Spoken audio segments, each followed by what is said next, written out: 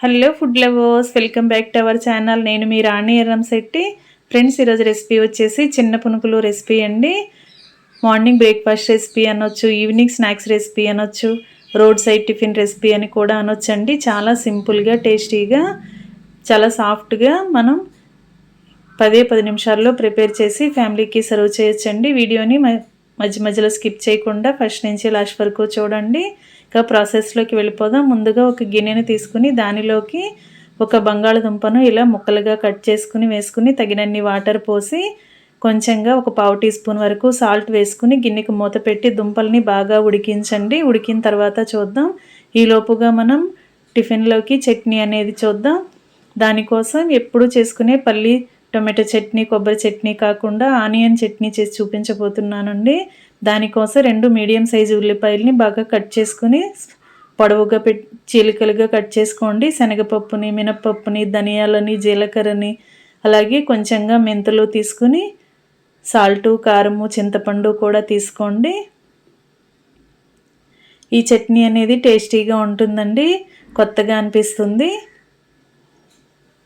Stove on చేసి కళాయి పెట్టుకుని ఒక గరిటె ఆయిల్ వేసుకుని ఆయిల్ కాగిన తర్వాత 2 టేబుల్ స్పూన్లు పచ్చిశనగపప్పుని వేసి బాగా ఫ్రై చేయండి.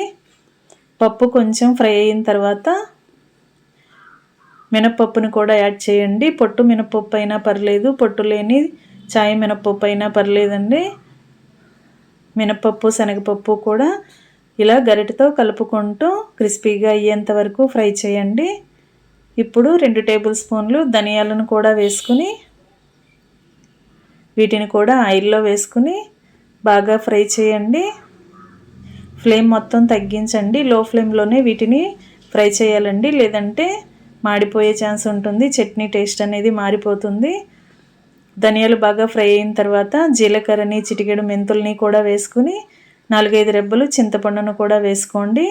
ఇవన్నీ కూడా బాగా ఆయిల్లో ఫ్రై అయ్యేంత వరకు ఇలా గరిటెతో కలుపుకుంటూ ఫ్రై చేయండి.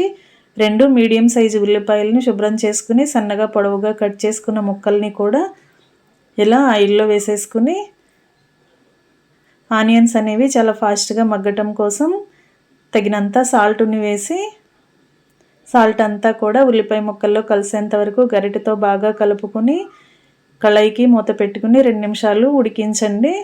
ఉల్లిపాయ అంతా కూడా సాఫ్ట్గా వచ్చేంత వరకు మగ్గించండి. మధ్య మధ్యలో చూసుకుంటూ గరిటెతో కలుపుకుంటూ ఉల్లిపాయ ముక్కలన్నీ కూడా ఈవెన్గా ఫ్రై అయ్యేంత వరకు ఇలా కలుపుకుంటూ ఫ్రై చేయండి. ఇలా బాగా మగ్గిన తర్వాత మీ ఘాటుకి తగ్గట్టుగా కారాన్ని యాడ్ చేయండి. నేను 2 టేబుల్ స్పూన్లు కారం యాడ్ చేశానండి. ఈ కారం అంతా కూడా కారంలోకి వాటర్ని పోసి ఒక 1/2 గ్లాస్ వరకు వాటర్ని పోసి కారం అంతా కూడా వాటర్లో కలిసేంత వరకు ఉల్లిపాయ ముక్కల్ని బాగా కలుపుకుంటూ మూత పెట్టి బాగా మగ్గించండి. వాటర్ అన్నీ కూడా ఎగిరిపోయి ఆయిల్ అంతా పైకి రిలీజ్ అవుతూ ఉంటుంది. అంతవరకు ఉడికించండి. ఉల్లిపాయ ముక్కల్లో వాటర్ అనేవి ఏమీ ఉండకూడదండి, మొత్తం అన్నీ కూడా బాగా ఎగిరిపోవాలి. అంతవరకు మగ్గించి స్టవ్ ఆఫ్ చేసుకోండి. వీటిని బాగా చల్లారనివ్వండి. చల్లారిన తర్వాత మిక్సీ జార్ తీసుకుని మనం ఉడికించిన ఇంగ్రీడియంట్స్ అన్నీ కూడా ఇలా మిక్సీ జార్లోకి వేసుకుని మూత పెట్టి గ్రైండ్ చేద్దాం. మనం ఉల్లిపాయ ముక్కల్ని మగ్గించేటప్పుడు సాల్ట్ వేసాం కాబట్టి ఈ టైంలో నేను సాల్ట్ వేయట్లేదండి. చట్నీ కొంచెం నలిగిన తర్వాత టేస్ట్ చూసుకుని సాల్ట్ అనేది అడ్జస్ట్ చేసుకోవాలి. మూత పెట్టుకుని బాగా గ్రైండ్ చేద్దాం. ఇలా బాగా నలిగిన తర్వాత చట్నీని ఒకసారి టేస్ట్ చూసుకోండి.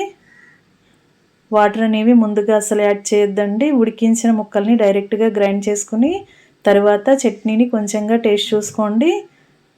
సాల్ట్ కానీ కారం కానీ మీ టేస్ట్కి తగ్గట్టుగా లేకపోతే ఈ టైంలో యాడ్ చేసుకుని చిటికెడు వాటర్ పోసుకుని మూత పెట్టి మరొకసారి గ్రైండ్ చేయండి. మనం ఫ్రై చేసిన శనగపప్పు, మినపప్పు, ధనియాలు అన్నీ కూడా బాగా క్రిస్పీగా ముక్కలుగా అయ్యేంత వరకు బాగా గ్రైండ్ చేసి చట్నీని పక్కన పెట్టుకుని చట్నీకి పోపు వేద్దాం. స్టవ్ ఆన్ చేసి కళాయి పెట్టుకుని 1 టేబుల్ స్పూన్ ఆయిల్ వేసుకుని ఆయిల్ కాగిన తర్వాత శనగపప్పు, మినపప్పు, జీలకర్రని వేసుకుని కొన్ని ఎండుమిర్చి ముక్కలు కూడా వేసుకోవచ్చండి. చియా సీడ్స్ కూడా వేస్తున్నానండి. ఈ చియా సీడ్స్ అనేవి చట్నీలో టేస్టీగా అనిపిస్తాయి. అలాగే ఒక అర టీ స్పూన్ వరకు ఇంగువ కూడా వేసుకుని, కరివేపాకు రెబ్బలు కూడా వేసుకుని చిటపట్లాడిన తర్వాత గ్రైండ్ చేసి పెట్టుకున్న చట్నీ అంతా కూడా పోపులో వేసేసుకోవాలి.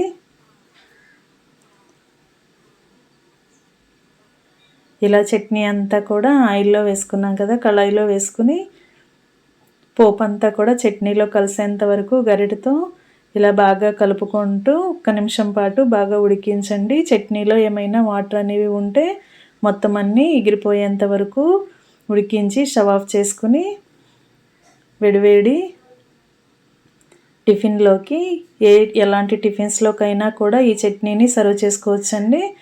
చట్నీ పక్కన పెట్టుకున్నాం కదా, ఇప్పుడు ఉడికించిన బంగాళదుంపల్లో మిగిలిన వాటర్ అన్నీ కూడా తీసేసి ఇలా బాగా దుంపలు చల్లారిన తర్వాత పైపీలంతా ఓపెన్ చేయండి. ఒక్క బంగాళదుంపతోనే చాలా సింపుల్గా చేసేసుకోవచ్చండి. 10 నిమిషాలు చాలు ఈ రెసిపీకి. దుంపలన్నీ కూడా పైపీలంతా ఓపెన్ చేసుకున్నాం కదా, వీటిని పక్కన పెట్టుకుందాం. ఇప్పుడు మిక్సీ జార్ తీసుకుని దానిలోకి 1 కప్పు నిండుగా ఉప్మా రవ్వను వేసుకోండి. సూజీ రవ్వ అంటాం, బొంబాయి రవ్వ అని కూడా అంటాం కదా, ఆ రవ్వని 1 కప్పుకి నిండుగా వేసుకుని ఉడికించి పైపీలంతా ఓపెన్ చేసిన బంగాళదుంపని కూడా ఇలా ముక్కలుగా చేసుకుని వేసుకోండి. దీనిలోకి తగినంత సాల్ట్ని యాడ్ చేసి తగినన్ని వాటర్ యాడ్ చేయండి. వాటర్ని మరీ ఎక్కువగా ఒకేసారి పోయొద్దండి, కొంచెం కొంచెంగా చూసుకుంటూ పోసుకుంటూ గ్రైండ్ చేయాలి.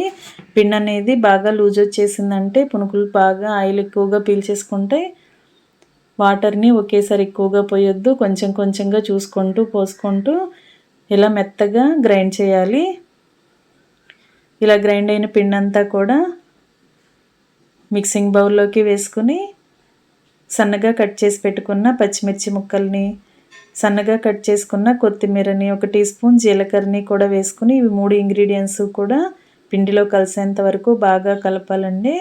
ఈ విధంగా కలపండి. సన్నగా కట్ చేసుకున్న ఉల్లిపాయ ముక్కలు కూడా వేసుకోవచ్చండి. మీకు నచ్చితే ఉల్లిపాయ ముక్కల్ని కూడా యాడ్ చేసుకోండి. ఇంగ్రీడియంట్స్ అన్నీ కూడా రవ్వలో బాగా కలిసాయి కదా, పిండిని టేస్ట్ చూసుకొని సాల్ట్ అడ్జస్ట్ చేసుకోండి. చట్నీ రెడీ అయ్యింది, పునుకులకి పిండి కూడా రెడీ అయ్యిందండి. ఇంకా స్టవ్ ఆన్ చేసి కళాయి పెట్టుకుని డీప్ ఫ్రైకి సరిపడా ఆయిల్ పోసి ఆయిల్ని కాగనివ్వండి. పిండి అనేది ఈ విధంగా మరీ జారుగా ఉండకూడదు, మరీ గట్టిగా కూడా ఉండకుండా నేను చూపించిన విధంగా గ్రైండ్ చేసుకోండి. ఆయిల్ కాగుతుంది కదా, ఇప్పుడు కొంచెం కొంచెంగా పిండిని తీసుకుంటూ ఇలా చిన్న చిన్న పునుగుల్లాగా ఆయిల్లో వేసుకోవటమే. ఫ్లేమ్ని మీడియంలో పెట్టుకుని పునుకులు వేయటం కంప్లీట్ అయిన తర్వాత ఫ్లేమ్ని కొంచెం పెంచి అన్నీ కూడా ఈవెన్గా డీప్ ఫ్రై చేసుకోవటమే.